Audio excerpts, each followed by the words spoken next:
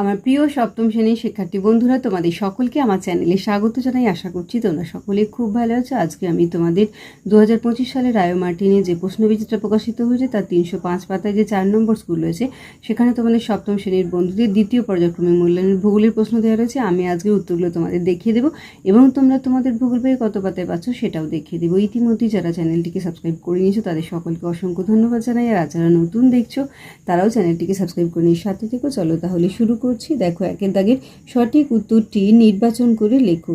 শিলাস্তরে ভাঁজ পড়ে যে পর্বত গঠিত হয় তার নাম স্তূপ পর্বত।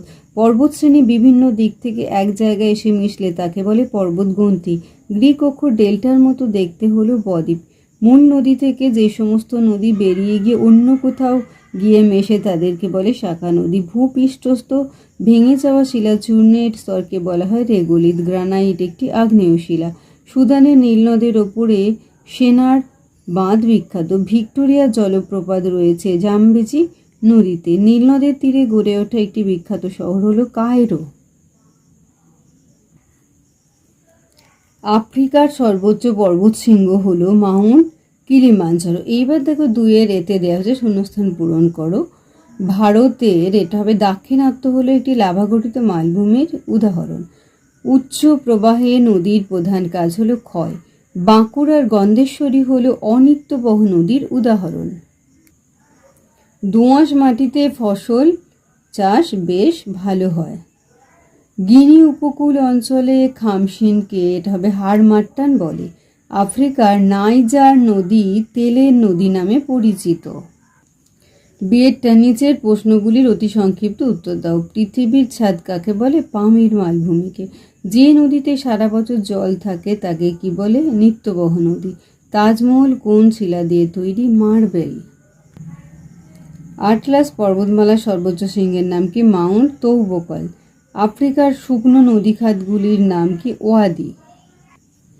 3-এর হচ্ছে নিচের প্রশ্নগুলির সংক্ষিপ্ত উত্তর দাও।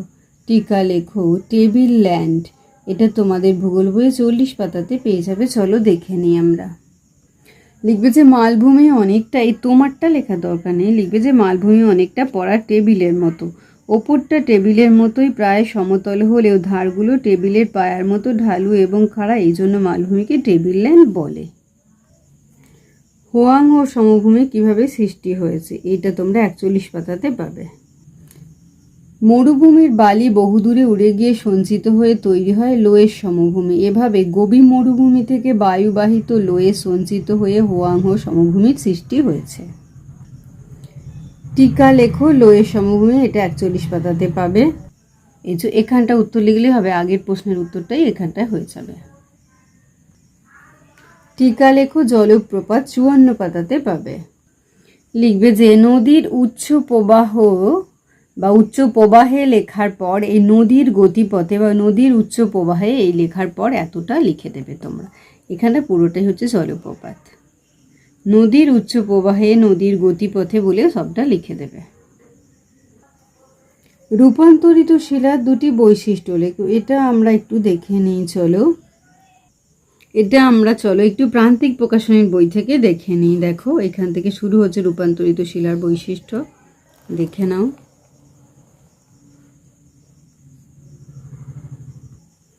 যাযাবর কাকে বলে? তাদের প্রধান খাদ্য কি? এটা 118 পাতায় পেয়ে যাব।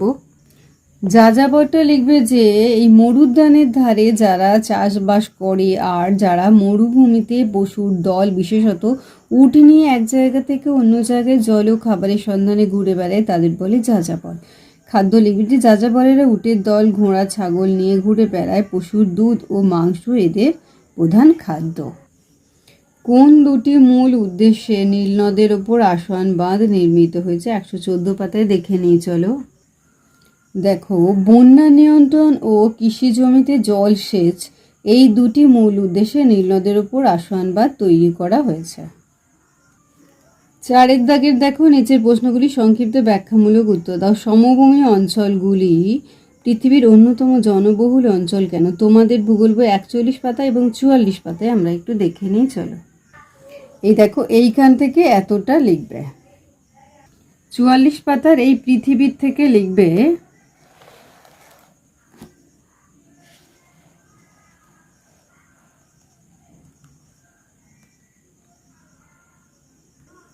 এই জনবহুল অঞ্চল পর্যন্ত লিখবে। এখানটা সবটাই লিখে দেবে একদম। এই পৃথিবীর থেকে জনবহুল অঞ্চল পর্যন্ত। এটা দেখো, পৃথিবীর বৃহত্তম নদী আমাজনের কোনো বদ্বীপ নেই কেন? এটা তোমাদের ভূগোল বই 57 পাতা থেকে একটু দেখে নিই চলো। এই যে দেখো এখানটাতে রয়েছে।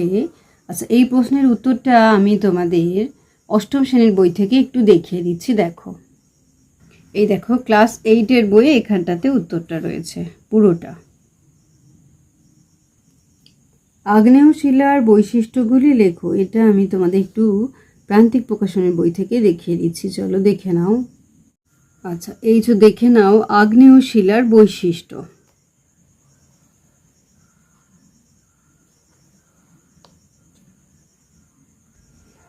পরের প্রশ্নটা দেখে নিই। আফ্রিকাকে অন্ধকার মহাদেশ বলা হয় কেন? এটা 102 পাতা একটু দেখে নিই। এই যে অন্ধকারাচ্ছন্ন মহাদেশ, এই যে এখান থেকে এতটা।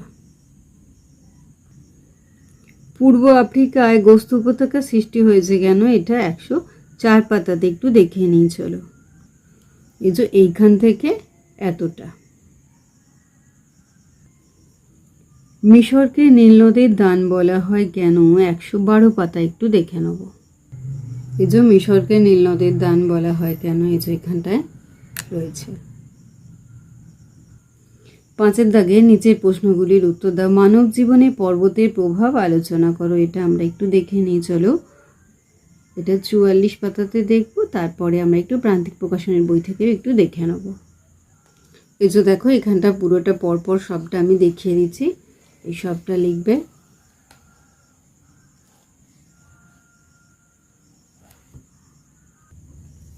এইবার প্রান্তিক প্রকাশনের বই থেকে একটু দেখে নাও। এই যে এখান থেকে লিখবে।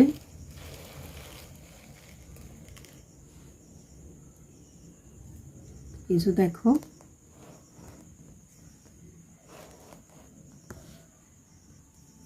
পরেরটা দেখো, নদীর মধ্যপ্রবাহে অস্বাক্ষরাকৃতি হ্রদ ও মিয়েন্ডার কিভাবে সৃষ্টি হয়েছে তা চিত্রসহ বর্ণনা করো। 55 পাতায় দেখে নেব। এই যে এখান থেকে এতটা অস্বাক্ষরাকৃতি হ্রদ, এরপর এখান থেকে এতটা মিয়েন্ডার।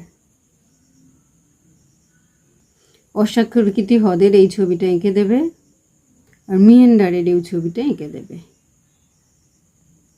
সাহারা মরুভূমির ভূমিরূপ বর্ণনা করো। এটা 117 পাতা একটু দেখে নেব। এই যে দেখো এই পাতাটায় পুরোটা লিখবে সাহারার ভূমিরূপ, পুরোটা যা আছে সবটাই লিখতে হবে। পরের, আফ্রিকার সাভানা তৃণভূমি ও নাতিশীতোষ্ণ তৃণভূমি কিভাবে আফ্রিকার জলবায়ুর সঙ্গে ওতপ্রোতভাবে জড়িত তা ব্যাখ্যা করো। এটা আমরা 109 এবং 110 পাতায় দেখে নেব। এই যে সাভানা তৃণভূমি আর এই যে নাতিশীতোষ্ণ তৃণভূমি। তাহলে আমার প্রিয় 7ম শ্রেণীর শিক্ষার্থী বন্ধুরা, আজকে তোমাদের আমি 2025 সালের রায়ো মার্টিনে যে প্রশ্নবিচিত্রা প্রকাশিত হয়েছে তার 305 পাতাতে যে 4 নম্বর স্কুল হয়েছে সেখানে তোমাদের 7ম শ্রেণীর বন্ধুদের দ্বিতীয় পর্যায়ক্রমে মূল্যায়নের ভূগোলের প্রশ্ন দেওয়া রয়েছে। আমি তার উত্তরগুলো দেখে দিলাম। আশা করছি সকলেই বুঝতে পেরেছো। ভিডিওটি দেখার জন্য তোমাদের সকলকে অসংখ্য ধন্যবাদ জানাই। ভালো লাগলে লাইক করো, কমেন্ট করো, বন্ধুদের মধ্যে শেয়ার করো। আর আগামী দিনে নতুন নতুন ক্লাসগুলো পাওয়ার জন্য অবশ্যই চ্যানেলটিকে সাবস্ক্রাইব করে সাথে থেকো। তোমরা সকলেই খুব ভালো থেকো।